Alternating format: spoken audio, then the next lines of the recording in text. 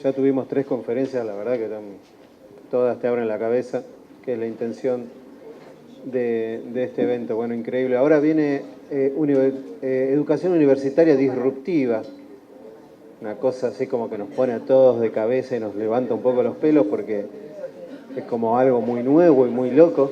Así que la tenemos a Ailén Matis, que es estudiante de la clase fundadora de Minerva Schools.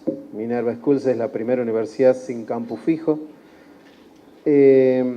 Es una universidad donde se invierten los roles, ¿no? Los profes pasan a ser alumnos y los alumnos pasan a ser profes, ahora nos vas a contar.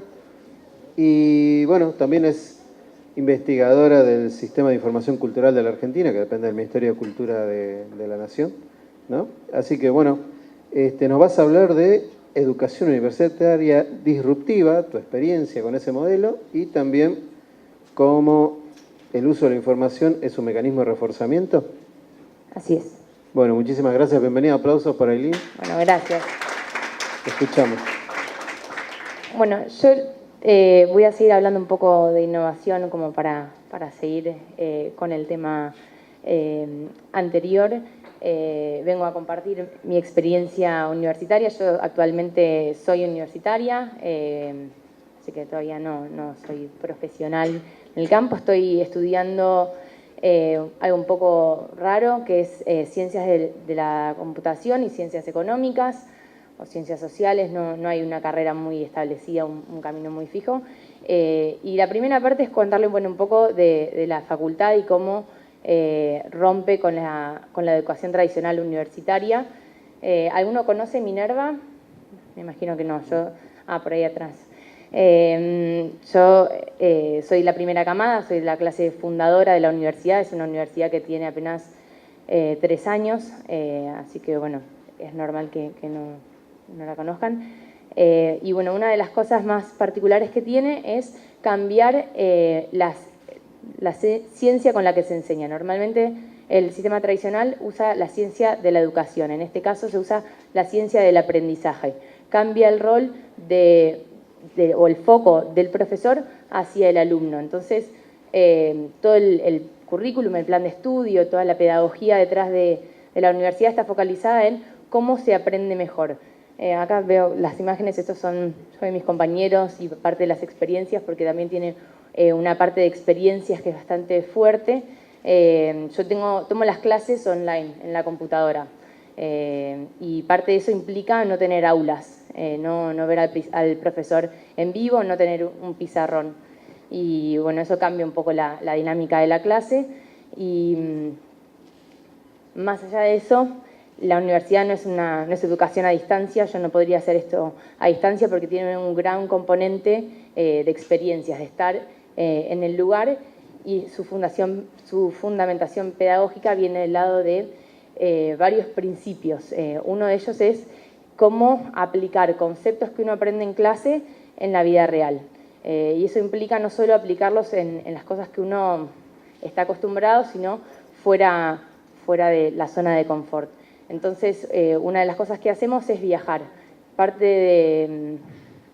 de la experiencia universitaria es pasar por 7 ciudades diferentes. Yo el primer año lo hice en San Francisco y estas son fotos de ese año en San Francisco. El siguiente semestre lo hicimos en Berlín, después estuvieron todos mis compañeros acá en Buenos Aires y ahora están todos en Corea del Sur. Yo sigo acá, pero parte de la experiencia es justamente viajar, y no viajar por viajar, sino viajar por ponerse fuera de esa zona de confort y tener que adaptarse y aplicar un montón de cosas en distintos escenarios. Después, bueno, faltan un par de ciudades más todavía hasta que me gradúe, que son Hyderabad en India, Londres y Taipei en Taiwán. Si quieren les puedo mostrar un poco de la clase en la plataforma. Así es más o menos como se ve. Esos son todos mis compañeros y una de las profesoras. Yo no las conozco personalmente, pero sí comparto 1 hora y media diaria con cada uno de mis profesores. Tengo clases 2 veces a la semana por cada materia y bueno, un poco a mí me resulta interesante ver, bueno, qué es lo que se aprende en esa clase. En esa clase el profesor es tan solo un facilitador. yo para cada clase me tengo que preparar, tengo que leer, tengo que, además de leer y entender los conceptos, haberlos puesto en práctica y después una vez en clase, bueno, se resuelven todas las dudas y las preguntas que uno pueda tener, pero también se realizan actividades como debates, formulación de argumentos, bueno, distintas cosas así más bien prácticas. A ver. Bueno, y en realidad este ejemplo también me gusta traerlo a colación porque Minerva no usa la tecnología porque sí, que me parece que es algo que muchas instituciones lo intentan hacer sin tener una fundamentación detrás y creo que es un grave error porque uno termina haciendo cosas que podría no usar una computadora, usándola, y en realidad a eso puede dejar gente afuera. Para mí en este caso el cambio viene del lado pedagógico y se usa la tecnología para acompañar ese cambio pedagógico. En este caso, por ejemplo, se trabaja mucho en grupos más chicos, más reducidos. ¿Por qué? Porque se puede contar con la diversidad de ideas, de talento. Acá somos todos, por ejemplo, ella estudia ciencias naturales, estudia medicina. Yo no tengo idea de eso. Entonces, cada vez que nos ponen en un grupo, para las clases de debate o ciertas clases así que son transversales a toda la carrera, vienen como todas esas perspectivas y el background de cada uno a ponerse en juego y bueno, se terminan produciendo cosas bastante copadas. Bueno, la tecnología en ese caso, por ejemplo, nos permite ponernos en grupo, trabajar colaborativamente en documentos y además otra de las cosas que por ahí guía lo que yo hago es el uso de la información. Yo trabajo en el Sistema de Información Cultural de la Argentina y trabajo con información. Y en este caso, en Minerva, por así decirlo, la información, bueno, la tecnología permite que la información no se pierda. El profesor, bueno, nosotros no tenemos exámenes, ¿por qué? Porque el profesor nos puede evaluar en la práctica, puede, dado que la clase está filmada, puede, una vez después de clase, volver a mirar eso y evaluar qué fue lo que hizo cada uno, qué fue lo que contestó, y dar feedback específico, personalizado y a los diferentes comentarios. Eso permite a uno entender cómo está haciendo las cosas, saber si está yendo por el buen camino o si debería cambiar en algo. Y eso es un poco también a mí lo que me motiva en mi trabajo. Yo trabajo con gestores públicos, con municipios, con ciudades sobre todo, dentro del ámbito de la cultura, y mi trabajo es, bueno, ¿cómo hago yo para hacerles entender a esta gente si se está haciendo bien lo que se quiere hacer o si no? ¿Cómo puedo yo brindarles la información que ellos necesitan y que refleja la realidad de una manera fidedigna? Así que bueno, también Minerva me parece que el uso de la información y la tecnología está pudiendo ayudar a cambiar a la educación y poder hacer que los alumnos hagan algo mejor de ella. ¿Sí? No tener un examen y decir, este resultado es injusto. A todos nos ha pasado eso. Es decir, yo no pude demostrar todo lo que sabía, había estudiado un montón y no pude. Acá la evaluación es en el día a día, es en lo que leíste, en lo que aprendés y en lo que haces, sobre todo. Y creo que eso es algo que está bueno tener en cuenta y es un uso innovador de un montón de herramientas. A ver. Bueno, estas son las localidades de las residencias que por ahí... a ver, hay dos cosas que vienen a colación acá, que es la diversidad.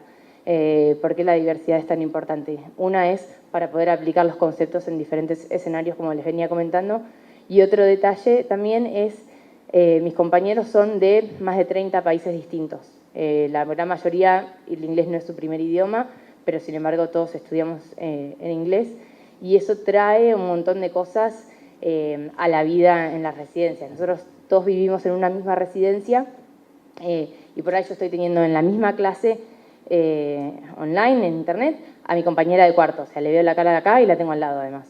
Eso puede pasar.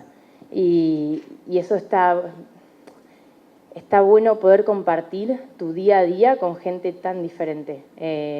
Y además, una de las cosas que pasa es no tener a tu familia cerca. Acá, como estás viajando, todos estamos viajando, nadie tiene a su red de soporte ahí cerca. Se terminan armando momentos muy interesantes de la vida cotidiana, como podían ver en un principio. Se cocina, se genera... algo ahí especial entre todos siendo así tan diferentes. Y por ahí, sí, ya de usos de la información, bueno, yo trabajo en el equipo de indicadores culturales. Este es uno de los programas en los que trabajamos. Bueno, y ahí estoy yo, la voy a dejar esta. A ver, hay distintos tipos de información con los que trabajamos en el Ministerio que me parece que está bueno traer a colación. Uno de ellos, que me parece que el chico de diseño se fue, pero bueno, estamos armando un disglosario. Con el Ministerio de Cultura arma un mercado de industrias creativas, ¿sí? Entonces invita a un montón de emprendedores culturales a participar y a hacer negocios y a contar qué es lo que están haciendo. Y bueno, también esto de traer ideas diferentes. Y algo que se nos ocurrió fue, bueno, no teníamos una definición de diseño. Como él bien decía, el diseño puede ser un montón de cosas, un montón de las ramas del diseño, y no podíamos, dentro del ministerio, tener una única definición que nos permitiera hacer las definiciones taxonómicas y clasificar ciertas cosas dentro de ese sector. Tenemos, por ejemplo, el sector audiovisual, el sector editorial, pero bueno, en diseño nos faltaba la definición. Y algo que hicimos fue pedirle a todos los diseñadores que participaban que definieran qué era el diseño para ellos. Entonces eso nos ayudó como una herramienta que no era un multiple choice ni nada de ese estilo, sino entender sus respuestas para poder operacionalizar ciertos conceptos y sacar de ahí, bueno, cuál era su propia definición de diseño. Bueno, esa es una de las cosas que hacemos. Después estamos ahora implementando cosas de Big Data, que sé que Ale Pisitelli estuvo hablando antes. En este caso, lo que estamos buscando hacer es poder representar la comunicación entre agentes culturales. ¿Mediante qué herramienta? Mediante Twitter, que es una de las herramientas abiertas que nos permite contar con esa información. Facebook, por ejemplo, no podemos hacerlo. Y bueno, entender cómo es que los agentes culturales se comunican y en torno a qué giran. Una primera instancia de este trabajo, que fue bastante interesante, nucleó ciertos actores según su sector. O sea, nosotros no pusimos nada, ningún modelo, y ya entre sí se notaba que las universidades con carreras culturales se nucleaban entre ellas junto con las editoriales.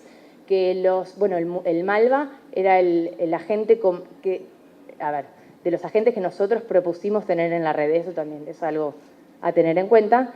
Pero el Malva era el agente con más conexiones, con más cantidad de seguidores. Así que si van al Twitter del Malva, tiene un montón de seguidores. ¿Qué más quería contarles? Bueno, acá en esta presentación, ya que estamos, cuento un poco sobre diversidad. Nosotros estamos también intentando pasar de ciertos conceptos que no son aplicados a la cultura y traerlos para acá, que también viene a colación con esto de diversidad. Este es un estudio específicamente, bueno, de diversidad, que en realidad se hace en ambientes no territoriales.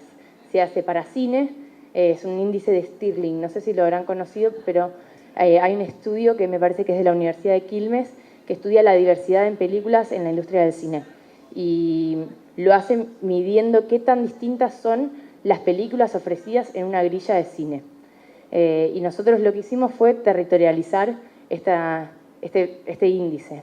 Entonces lo que pudimos hacer fue, usando información que cuenta ya el CINCA, que es donde trabajo yo, el CINCA tiene un mapa con todos los espacios culturales y agentes y algunos eventos también, y poder medir la diversidad en la infraestructura de un territorio, que eso por ahí, que eso no se había hecho antes, y bueno, es una de las nuevas, es parte de la gracia de aplicar ciertos conceptos que en realidad pertenecen a la biología, porque esto habla de ecosistemas, habla de un ecosistema biológico, traerlo y hablar de, bueno, ecosistemas culturales, cómo podemos, y que eso conlleva definir qué es un ecosistema cultural y las diferentes partes, diferentes clasificaciones que hay dentro de eso. Si alguien tiene alguna pregunta de la facultad, de mi trabajo, de información, sé que la facultad por ahí no es súper claro porque es súper raro, pero sí.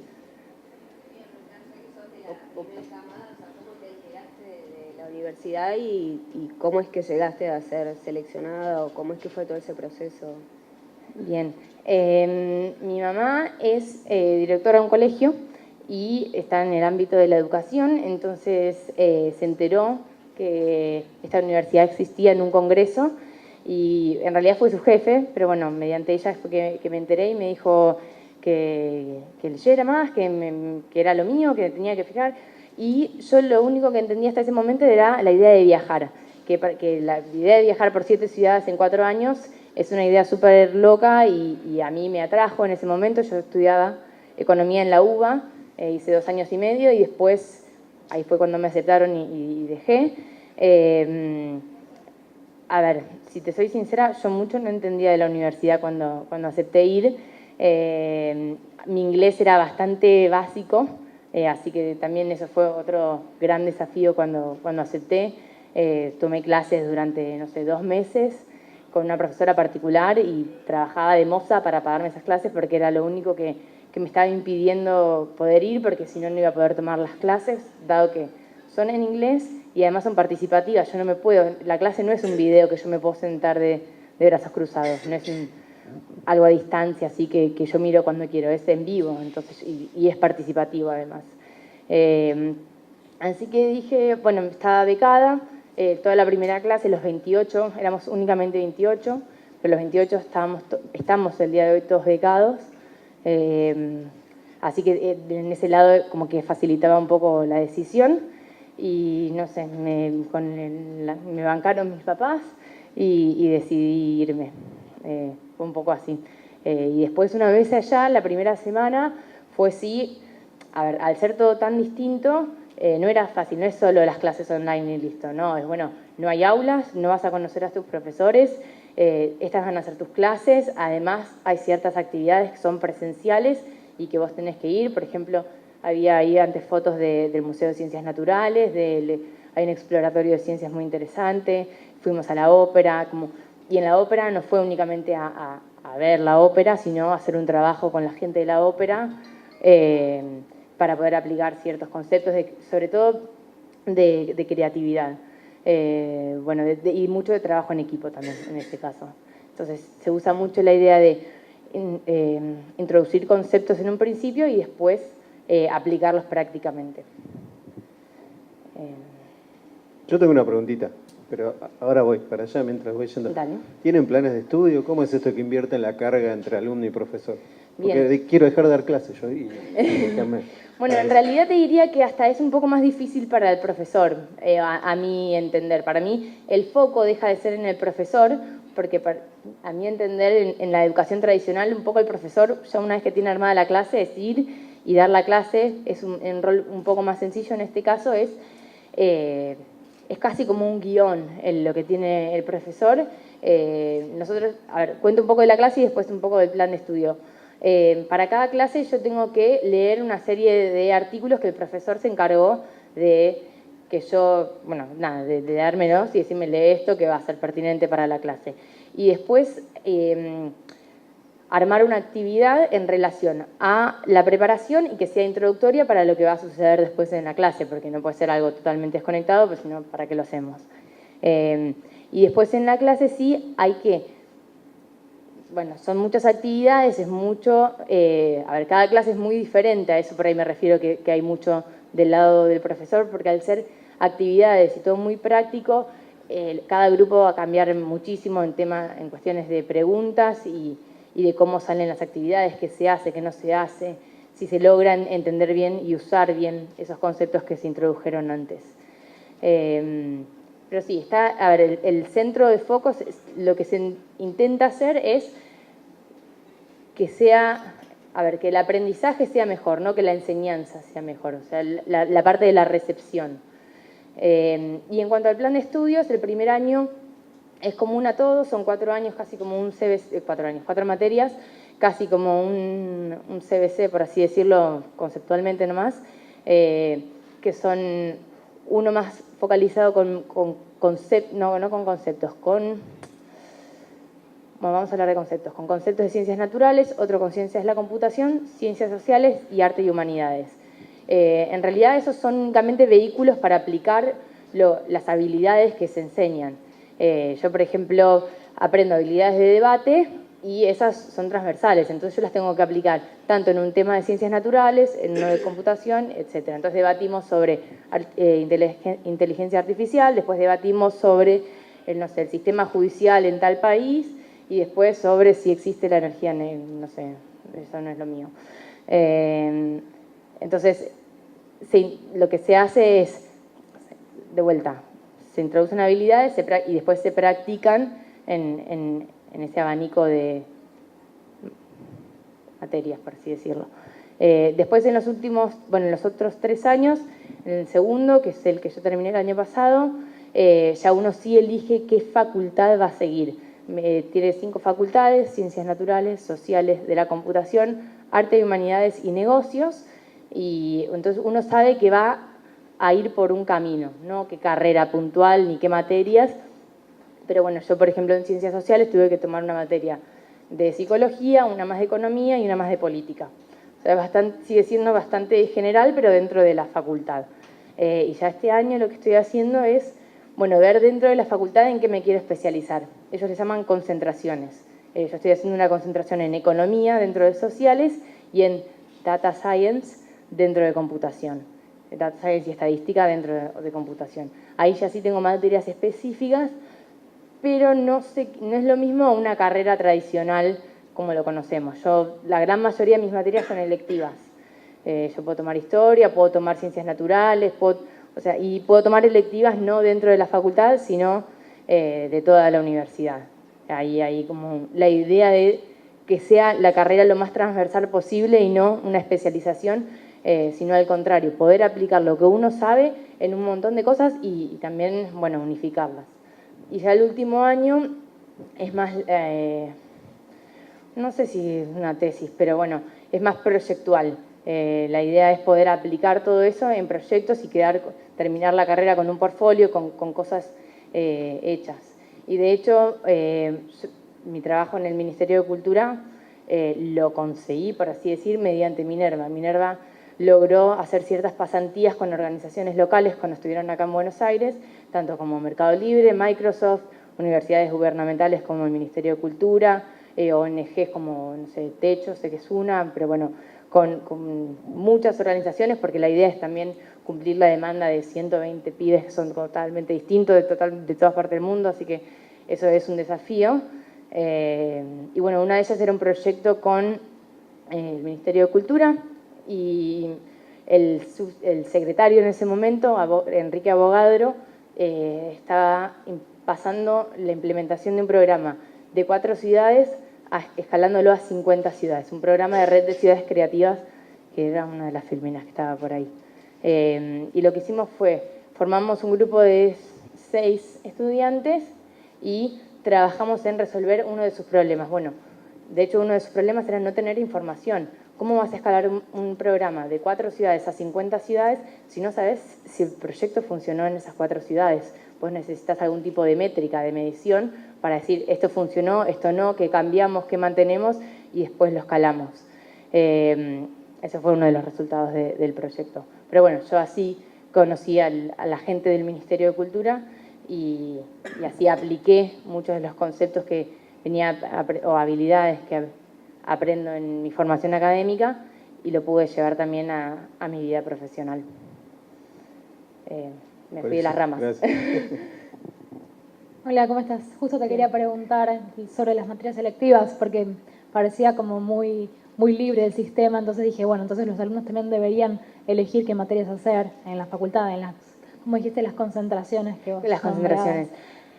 Hay ciertas correlativas, por así llamarlo, porque bueno, hay materias que se basan en conocimientos o en aplicaciones previas que ya tuvimos, por ejemplo, en econometría, materias así más técnicas, que es lo que yo más o menos sé, te piden conocimiento previo de matemática, de estadística, de economía, de programación también. Entonces sí hay cierto requerimiento de correlación, pero en realidad si yo quiero el semestre que viene tomar una materia de, no sé, átomos y no sé qué cosa, yo podría hacerlo.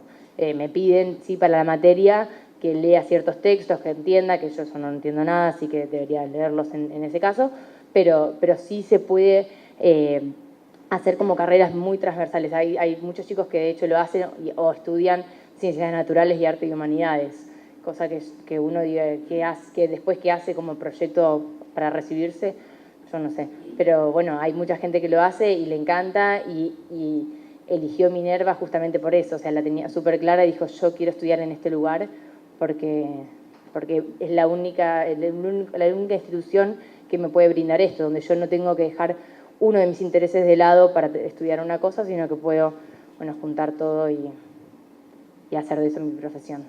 Tenía 3 preguntas más. Una era en qué nivel los estudiantes podíamos proponer lecturas. La segunda pregunta era si los profesores acompañaban a las actividades que vos mencionabas. Y la otra era si se podía trabajar estando viajando todo el tiempo paralelamente a la carrera. Bien. En un momento parte de la currícula era que los alumnos dieran clases. 2 veces por año te tocaba, y por materia, te tocaba dar la clase. Era, no sé, los viernes, ponele, grupos de A2 y se encargaban de dar la clase. Eso se fue cambiando y ahí también de vuelta vuelve el uso de la información que a mí me fascina. Y es la universidad da o invita a todos sus alumnos a dar feedback constructivo en todo momento. Hay canales abiertos para que eso esté constantemente, porque la idea es no estancarse en el tiempo, no volverse una de esas tantas universidades tradicionales que no cambian y que no modifican ni su currícula ni demás cosas. Y como no estaban funcionando bien, eso lo cambiamos. Lo que sí se hace es, eso se hacía mediante la plataforma. Ahora hay muchas actividades organizadas por alumnos que se vuelven obligatorias. O sea, primero se hace un testeo, la actividad es optativa, por ejemplo, un viernes, no sé, una de las chicas organiza, por ejemplo, un club de escritura, que es optativo, eso sí, pero bueno, hay un grupo de, no sé, 20 compañeros míos que se juntan y escriben y también trabajan mucho con los profesores, entonces presentan sus escritos a los profesores, los corrigen, van y vienen, hay bastante dinámica en ese sentido. Los alumnos y los profesores acompañan, sí, acompañan. Yo tenía un videíto de la clase, pero a mí me parece que es un poco aburrido, pero porque yo lo veo todos los días. Pero bueno.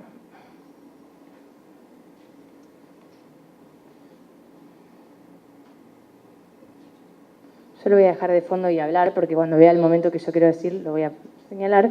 Pero bueno, hay mucho trabajo en grupo y el profesor lo que puede hacer es, cuando nos dividimos en grupo para hacer actividades, puede entrar a un grupo, comentar, puede salir, puede ir a otro grupo, puede escucharlo sin que nosotros lo veamos. Hay como varias cosas ahí.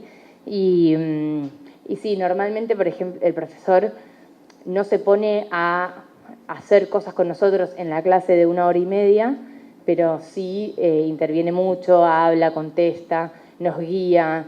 De eso sí, bastante. Eso es uno de, por ejemplo, ahí hicieron una pregunta y tuvieron como multiple choice y tuvieron que votar. Entonces también te permite, bueno, hacer esas cosas. Bueno, si en vez de levantar manos, contar, no sé qué, tenés esta herramienta y después te pueden armar grupos de acuerdo a las respuestas. Si quieres poner, por ejemplo, en un grupo armar a alguien que contestó una cosa distinta o armar todo un grupo que dijo que sí, otro que dijo que no. Bueno, hay cosas así que la herramienta te permite hacer. Y me olvidé la tercera pregunta. Si se podía trabajar, estudiar, lo que estoy haciendo yo. Bueno, estos son los grupos que en realidad la visión no se ve así. En mi pantalla solo se vería una o se vería la otra. Esa es la visión del profesor que ve los 2 grupos que están presentes. Este es un grupo, ¿ves? Ahí entra el profesor al grupo, hay un Google Doc donde se trabaja colaborativamente y estaban mis compañeros ahí. Yo lo voy a pausar. Esta es la primera vez que yo trabajo casi full time y estudio en simultáneo. Ninguno de mis compañeros lo hace. Ha sido un semestre muy intenso que estoy esperando que termine pronto, porque esta modalidad requiere mucho trabajo, mucha energía, mucho tiempo además, porque no es leo antes del parcial, me tomo un par de días de estudio y leo y ya está, tengo el examen adentro, sino que es en el día a día. Yo llego de trabajar y me pongo a preparar las clases del día siguiente, que además, como son en horario Corea del Sur, son a las 5 de la mañana. Pero bueno, eso es otro tema. Yo creo que no, que la respuesta es que no. Yo lo estoy haciendo, pero estoy sacrificando otras cosas, sabiendo que estoy poniendo otras prioridades por delante, pero para mí es importante tener esta experiencia que estoy teniendo en este momento con el Ministerio de Cultura. Mis compañeros sí tienen pasantías de 10 horas semanales a 20 horas semanales, que es normalmente lo que la visa de estudiante te permite además, porque ese es otro de los desafíos que tenemos. Yo como en este semestre decidí quedarme acá y estoy haciéndolo a distancia y perdiéndome un montón de cosas, ese problema no lo tengo, pero bueno, por ejemplo el año que viene tengo que ir a India, voy a ir a India y eso significa, bueno, no trabajar. Así que eso es, también personalmente es otro de los desafíos que uno tiene. Sí. Quería saber cómo era la financiación del proyecto. Ustedes están todos becados, los participantes de la primera camada, esto, ¿y quién financia todo este proyecto? Bien, Minerva tiene dos partes, una que es Minerva Schools y Minerva Project, yo ya no sé ni cuál es cuál, pero bueno, hay dos partes, una es la institución académica y otra es la institución que desarrolla la plataforma. Nosotros de los 28 nomás, de la primera camada estamos todos becados, los siguientes ya no, cobran una matrícula de, si no me equivoco, $12.000 anuales, eso es lo que te permite cursar todo el año, que a comparación de otras universidades de Estados Unidos es muy barato el tema de no necesitar campus o infraestructura o aulas y no pedirle a los profesores que se muden y un montón de cosas, es un montón, pero bueno, a mi entender sigue siendo un montón de plata, así que agradezco estar becada, pero bueno, más allá de eso, la institución que es Minerva Project, que es la que desarrolla la plataforma, eso sí tiene fines de lucro. Lo que hacen es desarrollar una plataforma y la venden a otras instituciones, otras universidades, entes de gobierno, etcétera, y con eso financian un montón de becas para la escuela. Entonces así pueden mantener. La plataforma online donde tenemos la clase, sí. Exactamente, sí. Ahí sé que hay empresas que están buscando este servicio, por ejemplo, que no es para fin educativo, sino para conexión de sus, etcétera, pero bueno, sí, es uno de los casos que sé que no es educativo, pero sí venden la plataforma. Entonces es una dinámica que le sirve a los alumnos, le sirve a la universidad porque pueden lucrar en un costado, pero por suerte no es con la educación. Eso como que a mí moralmente me cierra. Bien. ¿Los títulos son tradicionales o son títulos acreditados en Estados Unidos, eso por empezar, que para mí me afecta, pero la verdad es que yo pongo en la balanza el título y todo lo que aprendo y considero que todo lo que aprendo es muchísimo más al título en particular. El título es un título de los que se obtienen en Estados Unidos con una carrera de 4 años. Eso quiere decir que no son licenciaturas, no son, si uno quisiera hacer ingeniería no podría. Ahora, el contenido que yo aprendo en el día a día, yo estoy en tercer año, me queda 1 año y medio todavía, yo considero que es de nivel bastante, o sea, superior, o sea, para ponerte un ejemplo y no decir tontadas, para mi clase de Machine Learning, que es lo que habló Ale antes, creo, nosotros hay una grabación del Instituto de Max Planck o algo así, que es superior, o sea, son gente que ya está recibida, licenciatura, están haciendo una maestría, y usamos la grabación de su clase para nosotros como insumo de nuestra preparación. O sea, usamos recursos que están abiertos al público. Alguien de la universidad, formalmente, grabó la clase y la dispuso y la socializó a la comunidad, y nosotros lo que hacemos es, bueno, usemos esto para prepararnos antes de la clase, miramos la clase de 2 horas o 1 hora, lo que sea, preparamos algo y después vamos a nuestra clase real. Entonces, esto ya es opinión personal igual, que considero que la formación es muy elevada y completa en ese sentido. Sí sé que, por ejemplo, gente que va a estudiar másters están buscando hacer ciertas como relaciones con otras universidades como para que habiliten y hacer másters no solo en Estados Unidos, sino con universidades de otros países. Mucho más no sé del tema, así que ya, si no, empiezo a inventar. Acá tengo una preguntita. Sí. Hola, te quería preguntar, ¿por qué en relación al trabajo, por qué utilizan únicamente Twitter? Bien. Utilizamos solo Twitter en este momento por la disponibilidad de datos. Bueno, primero porque somos pocos y es la herramienta que sabemos usar. Y porque Twitter es una base de datos abierta que te permite bajar cierta cantidad de datos y usarlos. Facebook, por ejemplo, no lo hace. Sí estuvimos intentando hacer trabajos con agendas culturales, con, por ejemplo, Buenos Aires, o agenda teatral, o varias cosas así de eventos, como para incorporar información sobre eventos en las... Pasa que eso es en Ciudad de Buenos Aires. Nosotros somos... Ahí está el dilema también, ¿no? Que somos un ente nacional y queremos trabajar con cosas súper innovadoras y dinámicas y usar información en tiempo real y un montón de cosas, y lo que nos termina pasando es que terminamos muy centrados en Buenos Aires, que son los que más contacto con Internet, o las instituciones que más contacto con Internet tienen. Ojalá pudiéramos como diversificar un poco más la fuente de datos. Nosotros no somos un ente productor de información, recopilamos, no es que abrimos una canilla y sale todo lo mismo, sino que vamos con baldecitos, juntando de acá para allá. Algo que sí estamos trabajando últimamente es con el INCA. Nos proporciona la base de datos de todos sus espectadores, no de los espectadores, sino de las funciones, cantidad de espectadores, dirección, productor, no sé, bueno, distintas... El bordero. Sí, por mes. Entonces eso no es a tiempo real, pero bueno, es un flujo de datos bastante importante porque es de todos los cines del país. Pero bueno, también tenemos que unir eso con la información que nos da ADET, que es la Asociación de Teatros, y con ABIP, que es la Asociación de Bibliotecas Populares, y así distintos entes, distintas asociaciones que nos dan tipos de información completamente diferentes y que entonces a veces para trabajar requiere de mucho trabajo de preprocesamiento, ¿no? Bueno, de entender e igualar todo. Nosotros tenemos un mapa, por ejemplo, construido con puntos en el mapa identificando espacios. Nos encantaría tener, por ejemplo, atributos. ¿Cuántas butacas tiene este teatro? ¿Qué tipo de piso? ¿Qué capacidad? Distintas cosas. Lo que nos pasa es que al no ser productor de datos, lo único que producimos es una encuesta de consumos culturales cada 4 años. Requiere mucho buscar, pedir y también trabajar con el dato hasta poder hacer algo con él. Así que por ahora, bien, con Twitter estamos ahí, pero bueno, ojalá haya más plataformas de datos así abiertos que podamos seguir investigando.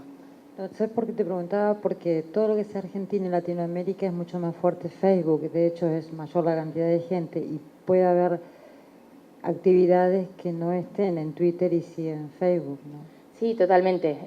Eso lo sabemos. Lo que nos pasa es que con Facebook no nos permite tener el dato. Twitter sí. Entonces, ahí está. Bueno, a Facebook hay que pagarle y eso es un problema. ¿Y para qué eso? En este caso, lo de Twitter era para mapear, para hacer una representación de las relaciones entre instituciones, por ejemplo. Entonces, sabemos que el Malva sigue al Centro Cultural San Martín. Bueno, eso, y así hacemos una super red de puntos interconectados. No sabemos bien qué preguntarle a esa red todavía, no sabemos qué información es la que nos brinda, pero estamos intentando ver si haciendo esa red de conexiones online podemos representar ciertas cosas de la realidad, nos puede decir ciertas cosas que, como comentaba antes, de hecho, sin decirle nada a ese modelo, se nucleó de acuerdo a los sectores. Te dice que las universidades son las editoriales o que están muy nucleadas. Bien. Sí. Bueno, algo que podría servir es para ver la difusión de ciertas informaciones. Si el Ministerio quisiera dar a conocer su programa de no sé qué, no sé qué, no sé qué. Cuando yo comparto algo, cómo se viraliza. Entonces uno también podría seguir esos canales y ver eso. Por ahora se me ocurre ese, pero hay más. También hay que pensar que hoy en día por ahí Twitter, como decíamos, no está súper generalizado su uso, pero por ahí el día de mañana sí, las instituciones tengan que, o cambien las herramientas. Entonces, está bueno poder hacer eso. También como práctica con datos así en uso real y Big Data, que también está un poco de moda, pero bueno, puede servir para ciertas cosas. Me dicen que tengo que ir cerrando. ¿Alguien más tiene alguna pregunta? Y respondo rápido, si no. ¿No? ¿Estamos bien? Bueno, Ailín, muchísimas gracias porque, bueno, increíble lo que están haciendo ahí, ¿eh?